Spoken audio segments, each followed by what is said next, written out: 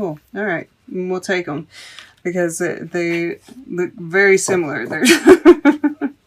And we have Cindy Sherman at the bottom of the deck. And once again, I'm getting kind of like, triggers, seeing all this purple. So Rem Koolhaas is one of the very few architects in these decks, and I always see them as, kind of like a manifestation energy, which we see in this magician being in the future. And this guy is that Scorpio, that death energy, right? So breathing is secondary. Don't forget to think. A good manifesto is foremost legible. Reconsider your concept of small versus big. And then Damien Hirst. Art and science are for confronting mortality. Postpone death. Preserve it in formaldehyde. Encrust it in diamonds. Talk to your local pharmacist. So especially with these two together, I'm getting... they both have the bald heads. That it's a good time to kind of, look at the shadow side, kind of like, dissect those, I always get that dissection kind of feel from it. I almost feel like it's this way, right? Dissect those aspects of ourselves that we're needing to look at, and then, your manifesto. What's your manifesto, right? What do you fight for? What are you moving towards? What are you building? Right, really taking a look at that, especially with this soul healing over here. Yeah, that one. All right, Aquarius. So I did take a few minutes to kind of look this over. I had a pretty good feeling of what I was seeing here, but this shadow side over here was really speaking to me, like that there was more there. I was thinking Black Moon Lilith, and so it got brought up to me, of course recently we've had her kind of emphasized a little bit more, but then Spirit had me really looking at Chiron and Black Moon Lilith, because Chiron, Black Moon Lilith, Mars retrograde, all of this is really activating my 9th house, and it's been like really important for me to look at all that. But through all of that, really looking at that, I found out I've got my Black Moon Lilith is in Aquarius. So kind of feeling like this reading might be significant for me as well. But so I looked it up, and sure enough, I was talking about that Mercury retrograde in Scorpio. Well, the day of the blue moon, it is opposing Black Moon Lilith. Mercury retrograde in Scorpio is opposing Black Moon Lilith. Because, with this being, and it's really standing out to me, so I'm going to go ahead and talk about it. But this over here, beside this justice, which I'm feeling like there's this karmic kind of thing going on here with your identity, right? Your past, your healing those old karmic wounds, especially around the feminine, I'm feeling, right? Because we have the Queen of Pentacles right here. This is very earthy energy for you guys, right? And they're like across from each other. This is Capricorn, right? Some of y'all might have some Capricorn in your charts, which would just emphasize that, but it doesn't have to be, right? We have a lot of stuff going on with Capricorn. In fact, Saturn, which is still in Capricorn, yes, it's still in Capricorn, is I think, let me make sure here.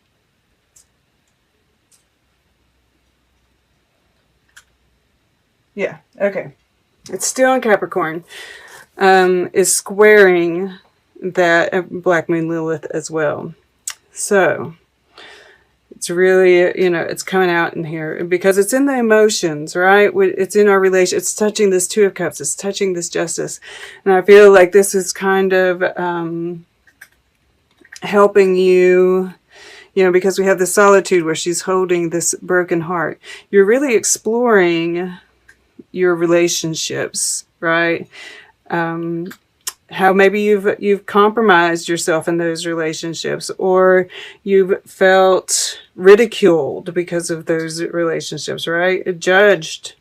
You know, it can come out in so many different ways, but I think you're really exploring that during this time period.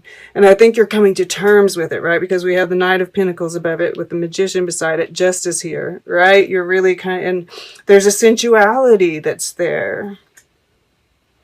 And it's kind of like owning it instead of, you know, being, beating yourself up because of it, that kind of thing, right? Because, yeah, so we'll go back to the beginning here. This Ten of Cups sitting here, what I'm really getting from it, especially with this Eight of Swords here, and even, you know, this Eight of Swords combined with the Queen of Pentacles, well, the whole thing, really. Who am I kidding? All of it is, you know, because you go, especially, and I just like thought about this, you're going from the Ten of Cups to studying the Nine of Cups again in solitude, right? Maybe you've had a relationship in the past, a marriage or a very, you know, strong commitment, or just, you know, this has to do with your own upbringing, but just that the conventionality of it, right?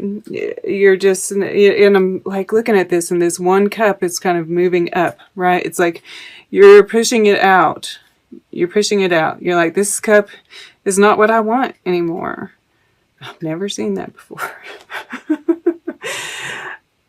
So I feel like this whole part, you know, and we have this soul healing is a 35 breaks down to an 8, and we have it touching this 8 as well. So I feel like you're kind of, you know, you're blocking off family even, right? It's like, I feel like you, because we also have the solitude here, I feel like you're really kind of blocking out all the noise and exploring your inner world, exploring what makes you feel stable. And I do feel like you're feeling stable. You're very connected with Earth, but you're exploring that too. You know, what makes you feel, you know, because this house is here. And underneath that is the cat, which it has to do with self-ownership, right? We have this self-mastery.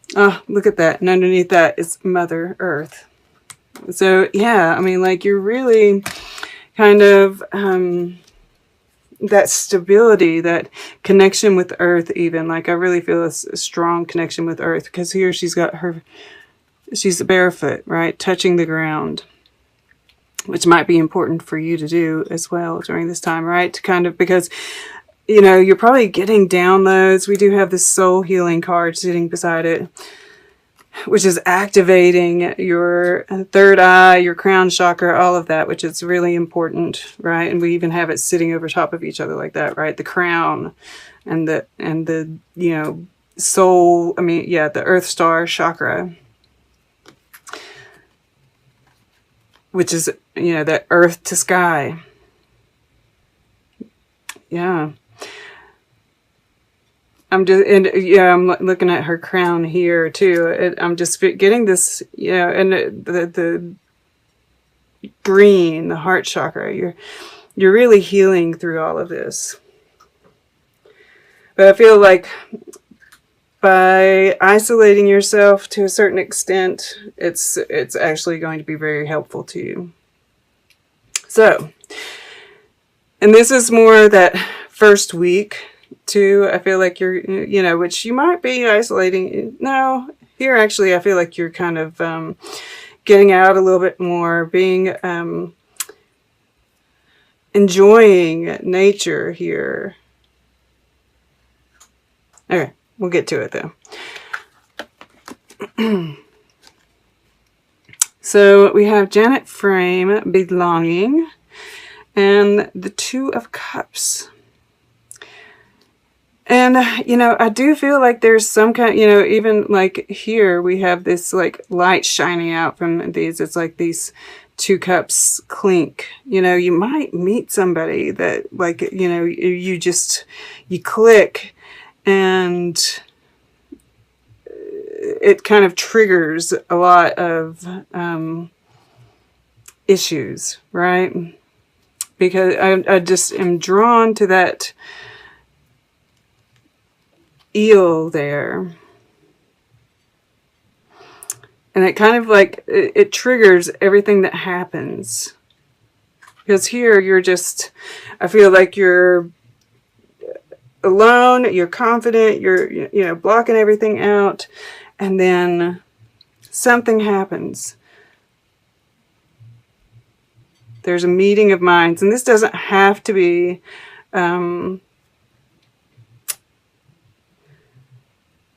or hearts, actually. Minds, hearts, yeah, they're all the same, right? When you're an air sign. Right? Because we have this justice card. There's this balance. There's this attraction, right? This 9 of Cups is sitting above it as well, which further tells me, you know, this is, but it doesn't have to be a love interest. This can just be a soul family, right? A soulmate of some sort, somebody, and you could, you know that, but I mean, it very well could be, because we do have this shadow side. Take what resonates, right? Okay, so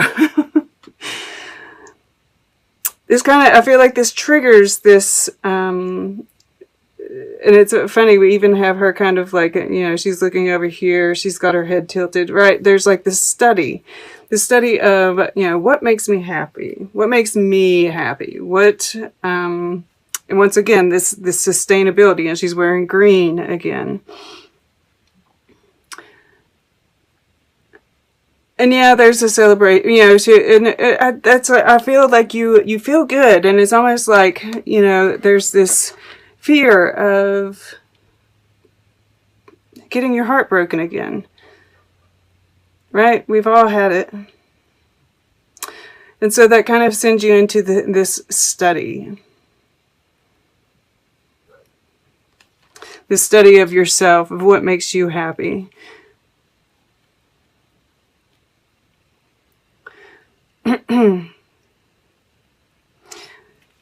This study of, you know, why am I by myself? You know, why have I blocked myself off? Right? There's a lot of, and this is conscious, and it's also going on subconsciously, right? And I feel like this is, you know, bringing that Black Moon Lilith, that shadow feminine, to justice, right? I mean, we see, you know, this imagery here is pretty shadow feminine, right?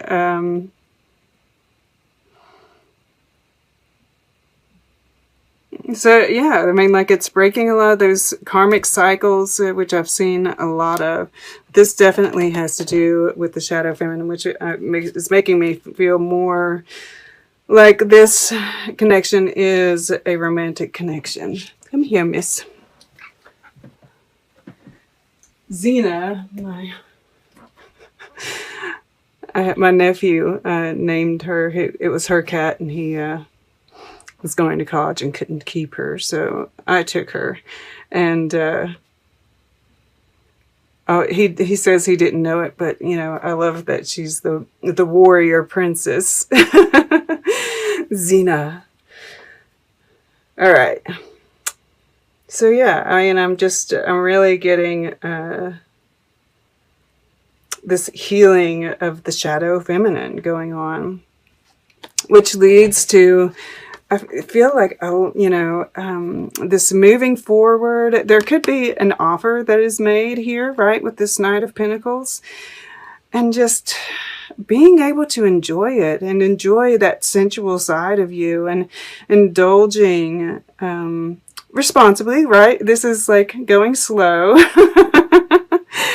moving forward slowly. But, you know, there's a lot of sexual presence with this stag here in the background as well. I'm getting a very sensual stuff going on here. But there's integrity in it, right? It's moving along your soul path. Very good. And yeah, that's, I mean, like, sorry about that. A cat came along and knocked over the camera. So, yeah, I was also saying that I felt like this was moving forward with a project, right, that you've been working on. And it's, you know, this is also about, you know, material wealth and that sort of thing. And you might need to look at that too, right, as well. A lot of what keeps us from feeling abundant, right, has to do with things that we've learned, karmic cycles that we need to break, thought patterns that we have, etc. And yeah, so I feel like this is moving towards abundance as well. This project is promising some material return. And then we have the Magician in the future. And I'm seeing, you know, definitely, you know, that you're moving towards this very balanced way of being that naturally brings in abundance, right? Learning how to manifest the life that you want. But also that mastery of the self. You know, the Magician is about the one, right? The individual. Which is what, you know, it causes us to be able to, when we can really truly love ourselves and be with ourselves and pay attention, right? Being self-aware, all of those things, all the self-words, that is what helps us to manifest, to be aware enough to do so. So yeah. Cool. All right, let's get a piece of art for you. Then we'll take a look. That was a cat. The cats are going crazy. We'll get closing guidance, and then we'll take a look at the underlying energies all together. See what kind of story they're telling. All right, for Aquarius, I'm wanting to go over in here. Okay, to the left. Somebody else got this. This drives me crazy. And I'm getting a lot of repeats in here. And it's kind of driving me a little bit crazy. I mean, like in a good way. So what I've been seeing here is like, you know, and these are two, you know, it's like they're separate worlds. That, you know, it's like they're similar. Yeah. And then so they're repeating. It's like this counterpart kind of situation. But also, you know, the different paths that we can take, you know, there's choice in all of this. And then also jumping timelines, right? I mean, we just see the same scene, you know, but in a different even country, time. So we get people on this road, people over here, people here with cattle, people here with cattle, another group over here on a different road, trees, water, house. So yeah, I mean, it's like different, yet the same. So yeah, it's interesting. Very interesting. Okay, where are we going for? I'm drawn to the wisdom of the oracle. Let's take a look at what they have to say for you, Aquarius. closing guidance for Aquarius. Oops. October 26th through November 8th. Closing messages, closing guidance for Aquarius. Okay, 2 cards, please. One more for Aquarius, please. There we go. Fork in the road. Isn't that interesting? What were we just saying? All right. Peace. And co-create in reverse. Okay, interesting. I'm going to put this one right here. We've got a 23 breaking down to a 5 and a 4. Okay.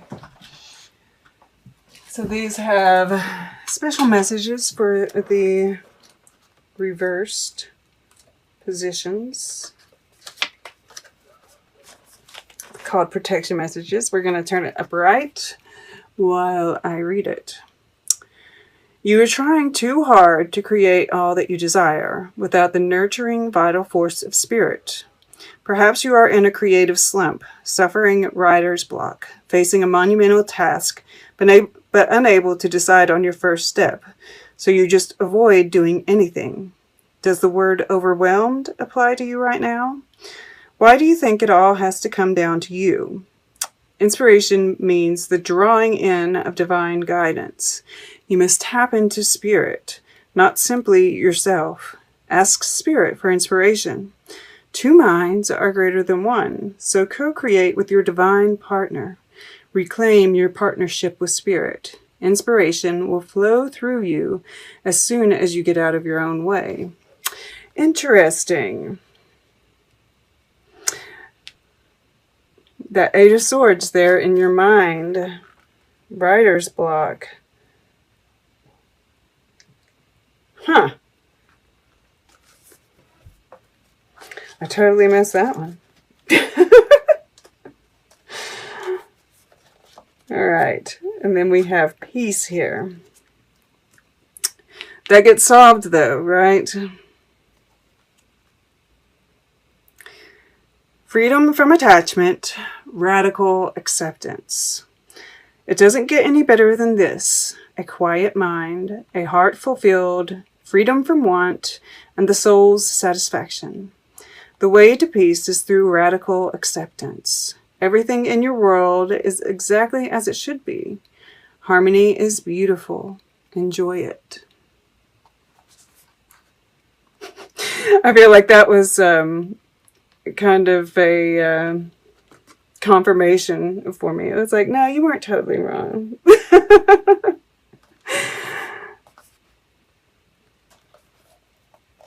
Okay. I feel like I want to read the rest of them for that one. Yeah, I was getting ready not to, but I feel like because I saw relationship and